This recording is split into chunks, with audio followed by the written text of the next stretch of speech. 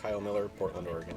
So we started with the Amenity Dome Medium and this tarp. That was like our first setup. And then we wanted some way to get away from the bugs, so we added a mesh shelter.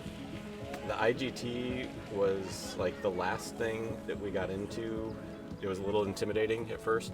We started with the 4-unit and the double burner, and then once you've got that, you can start to realize, like, now I want this and this and this, and then it grew.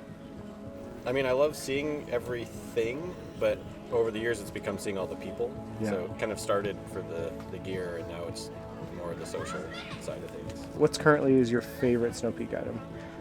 So yeah, I was having this conversation last night, and it's very unglamorous, but it's the hanging racks under the IGT Oh, that yeah. like is exactly what I needed for all my stuff.